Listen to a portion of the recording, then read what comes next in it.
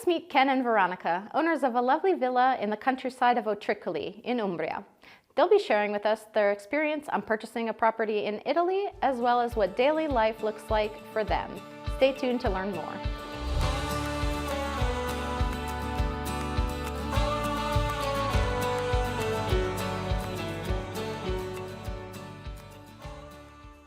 I'm Veronica.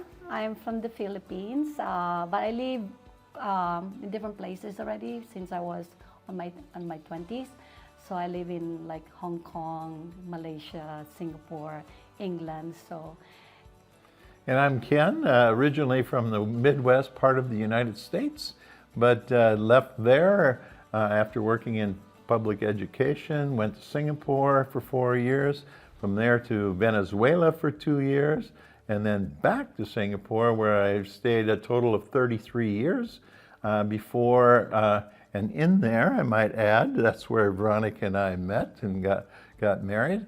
And 2 years ago, as Veronica said, we moved here. We bought our house in 2018, but we retired 2 years ago and came to live permanently. It's the house actually, chose us, and by doing that, we learned so many things about Umbria and Italian people and the culture and everything. It just, I don't know, I cry just, mentioning how beautiful the country is. You will not know this until you live here. My life was 12 hours a day, every day, Monday through Friday. That definitely changed. And when people ask, aren't you going to be bored? Hasn't happened yet, and I don't think it's going to. What do we love? Exactly what Veronica said. We had been coming since we bought the house in 2018, and so we knew we would love the area and being here in the house.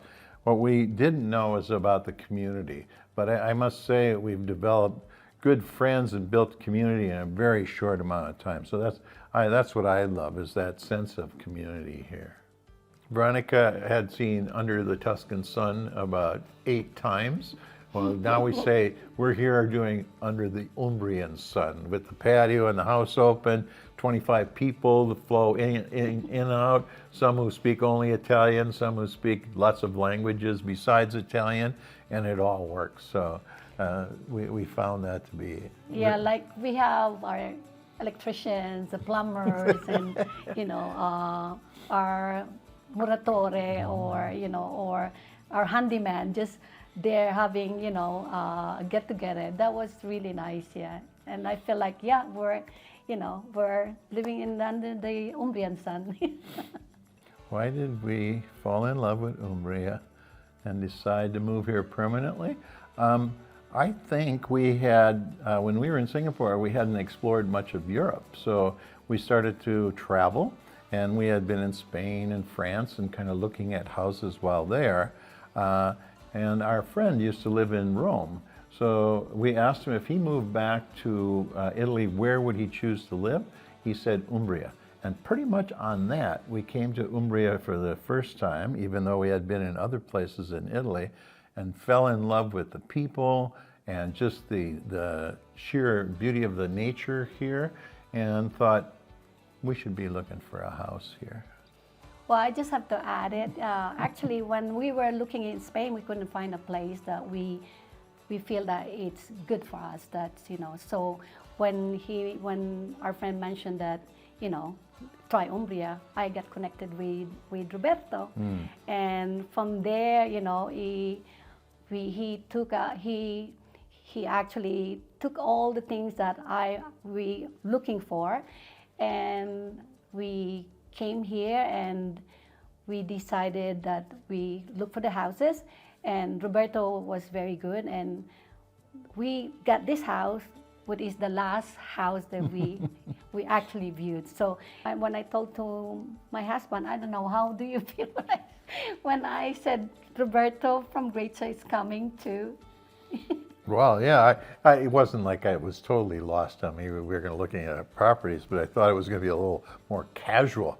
This was full on because Veronica had done her research and lined up some things. And of course, Roberto had some things to show and suggest as well. So I was more than happy with that because, like Veronica said, we were shaping probably what we were looking for while we were with Roberto. So for me, again, I felt no pressure to hurry up. Roberto seemed happy to take us around and show us what was there.